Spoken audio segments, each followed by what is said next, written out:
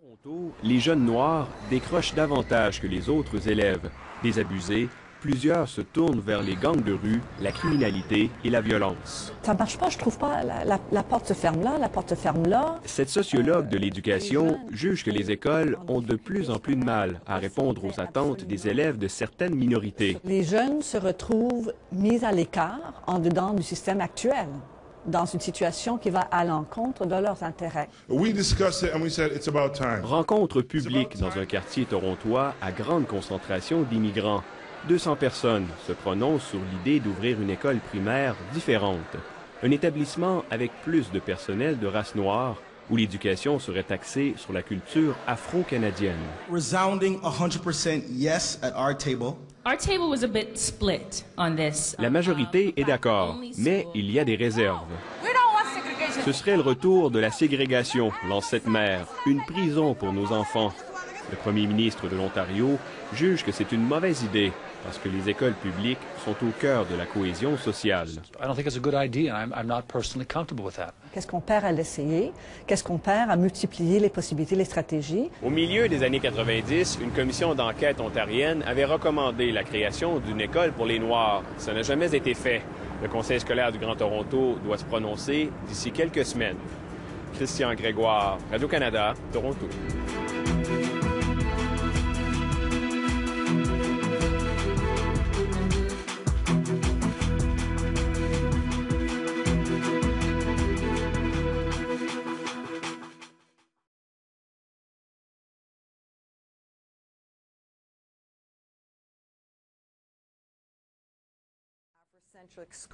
Une classe multiculturelle de Toronto, un débat, celui sur l'exclusion.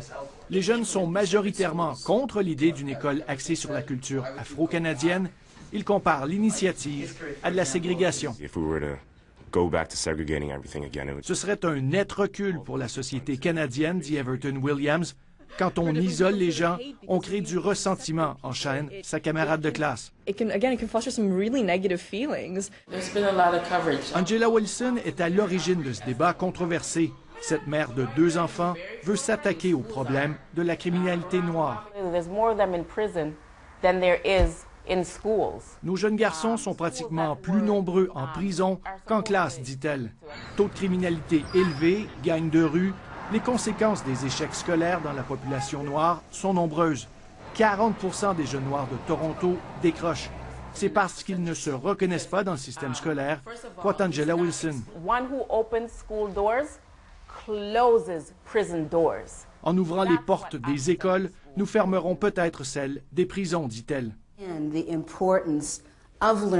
La cinéaste Sylvia Hamilton a grandi en Nouvelle-Écosse dans les années 40, là où l'on trouve aujourd'hui la seule école afrocentriste publique au Canada. Dans son cas, fréquenter une école pour Noirs seulement a été bénéfique. À Toronto, les jeunes seraient ainsi branchés sur leur réalité, croit-elle. Ils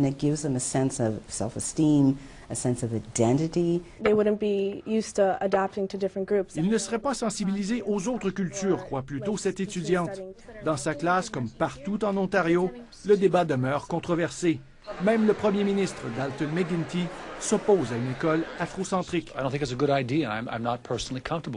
C'est la commission scolaire de Toronto qui a le dernier mot. Le projet de 820 000 $ pourrait bien voir le jour à temps pour la rentrée scolaire 2009. Philippe Leblanc, Radio-Canada. Ça ne fait aucun doute, le projet de création d'écoles dédiées spécialement aux jeunes noirs divise. Une controverse qui s'entend sur les tribunes téléphoniques à la radio. C'est nécessaire d'avoir ces écoles dédiées, dit celui-ci. Ça aurait dû être adopté il y a bien longtemps. Cette auditrice affirme au contraire que cette solution couperait les enfants noirs du reste de la société. La toile de fond de cet enjeu, c'est l'épineuse question de l'échec scolaire de nombreux jeunes noirs de Toronto. Près de 40% d'entre eux décrochent avant d'avoir complété leur secondaire. Selon les partisans du projet, ces écoles dédiées aux Noirs régleraient une partie du problème. Ce soir, donc, 21 conseillers scolaires devront se prononcer sur cet enjeu après avoir entendu des parents et des membres de la communauté.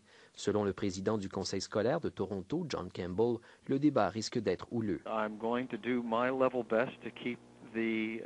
Je ferai de mon mieux, dit-il, pour que les passions ne prennent pas le dessus sur la raison.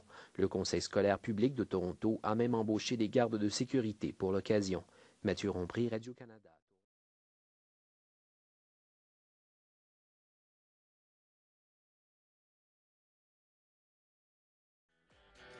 Le Conseil scolaire anglophone de Toronto a approuvé hier soir, au cours d'une réunion qui a été houleuse, la création d'une école alternative afrocentriste, donc dédiée aux élèves noirs de la ville reine.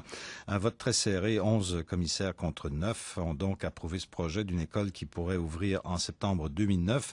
On ne sait pas encore où, ni quels seraient les groupes d'âge visés, mais le projet général qui tendrait à valoriser en leur donnant des modèles les expériences d'Afro-Canadiens d'hier et d'aujourd'hui, semble en tout cas diviser au moins les commissaires et peut-être davantage. Il y a peu d'expériences du genre, il faut le dire, quelques-unes aux États-Unis, au Canada, une en Nouvelle-Écosse. On va parler avec la sociologue et professeure à l'Institut pour les études en éducation de l'Université de Toronto, Madame Monica Heller, qui est dans nos studios de Radio-Canada à Toronto. Madame Heller, bonsoir. Bonsoir. Effectivement, un projet qui, dès son départ, même s'il partait d'une bonne volonté, a rencontré des oppositions parce que de créer une école qui regroupe la communauté ou des éléments de la communauté de façon très majoritaire, ça peut avoir des avantages. On veut lutter contre le décrochage, mais en même temps, il y a des pièges là-dedans. Ben, les gens ont peur, le mot que les gens utilisent tout le temps, c'est ségrégation, mais il me semble que c'est une mauvaise interprétation des faits, dans la mesure où il s'agit, en l'occurrence, d'une école, probablement une école élémentaire. On n'oblige personne à y aller, ce n'est pas réservé à personne, n'importe qui pourrait inscrire ses enfants-là. Et donc, en fait, il s'agit d'une option parmi plusieurs autres. Et dans la mesure où il s'agit d'un problème réel de décrochage et d'échec scolaire, il me semble que ça fait partie des solutions qu'on pourrait ou des stratégies qu'on pourrait adopter. Le décrochage scolaire est très nettement plus marqué dans les communautés d'élèves afro-canadiens, non? C'est surtout les élèves d'origine antillaise anglophone et apparemment aussi les élèves de l'Afrique de l'Est. Donc, des pourcentages d'échecs nettement supérieurs. Il faudrait donc créer un environnement qui leur soit plus favorable, qui intègre mieux peut-être les valeurs desquelles ils sont issus. La différence entre une école de ce type de vocation et une école où on mettrait mixte, normale, comme n'importe laquelle des écoles de la Commission scolaire de Toronto, où on mettrait plus de moyens pour encadrer les décrocheurs, ce serait quoi la différence entre les deux, finalement? Ben, je pense qu'il faut aussi comprendre que l'un n'exclut pas l'autre. Et si j'ai bien compris, en fait, l'intention du conseil scolaire, c'est de faire les deux, c'est-à-dire de développer des moyens à l'intérieur des écoles existantes et en plus d'établir cette unique école alternative.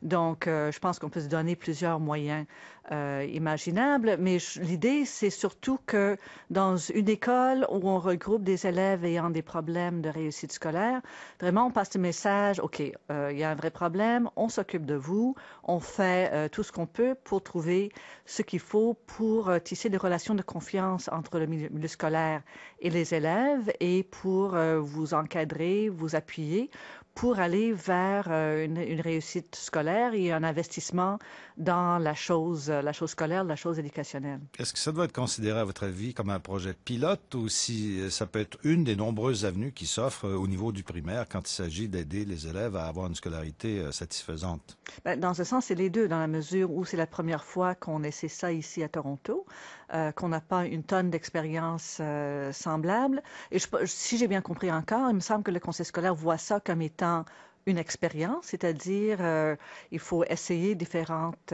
stratégies, différentes formes de pédagogie, différentes façons d'instaurer un climat, une ambiance scolaire.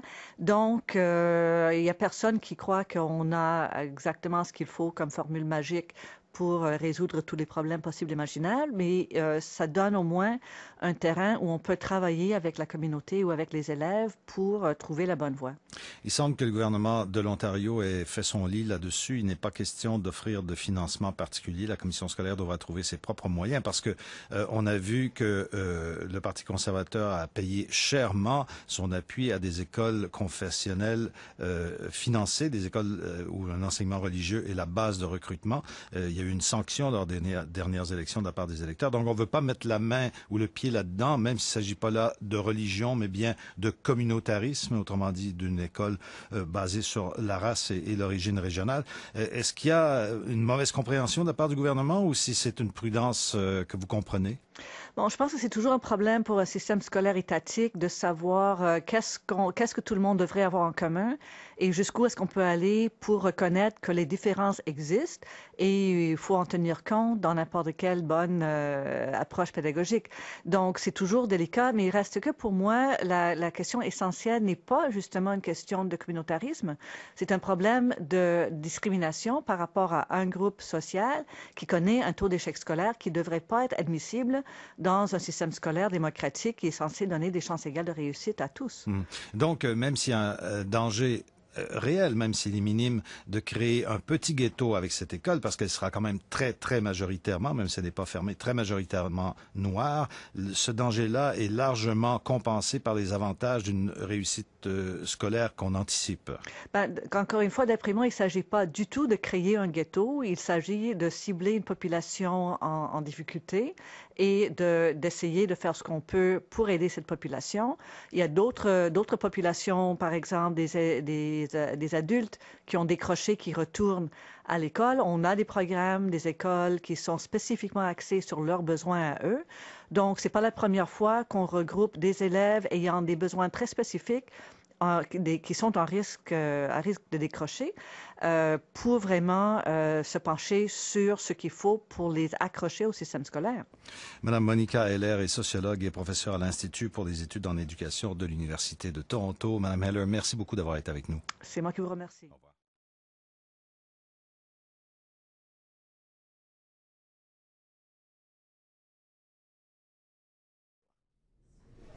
Les enseignants de la nouvelle école afrocentriste apportent les dernières préparations à leur salle de classe avant la rentrée des élèves. Une rentrée scolaire bien différente. I'm extremely excited to be here. Le personnel est fébrile. L'enseignement offert dans cette nouvelle école sera différent. On portera une attention particulière à l'histoire des Noirs, leur origine et leurs traditions. On veut que les élèves s'identifient au matériel utilisé en classe. Les livres, par exemple, présentent des personnages d'origine africaine. Les instruments de musique ont aussi été choisis en conséquence. La petite Makeba sera l'une des premières élèves de l'école afrocentriste. Spell like cat and mat and hat. Elle est impatiente d'apprendre à écrire. Sa mère aurait bien aimé fréquenter une école du genre à son époque. Most of the time when we learn about Black history is about slavery. We didn't go beyond that. Elle affirme que l'histoire des Noirs qu'elle a appris portait le plus souvent sur l'esclavage. Elle a inscrit sa fille aînée à l'école afrocentriste dans l'espoir qu'elle en apprenne plus sur ses origines et qu'elle en soit fière. L'école alternative ne fait toutefois pas l'unanimité. Il déplore que l'école ne cible qu'un groupe culturel et ne croit pas qu'elle permettra de réduire le taux de décrochage des élèves noirs. La famille Ofori-McCray a aussi entendu des parents comparer l'école à une nouvelle forme de ghettoisation. Ils répondent que leur fillette sera en contact tous les jours avec ses voisins de toutes les origines ethniques. L'école afrocentriste de Toronto attend 85 élèves pour la rentrée mardi. Le succès du projet pilote déterminera si d'autres écoles du genre verront jour dans l'avenir. Claudine Brûlé, Radio-Canada, Toronto.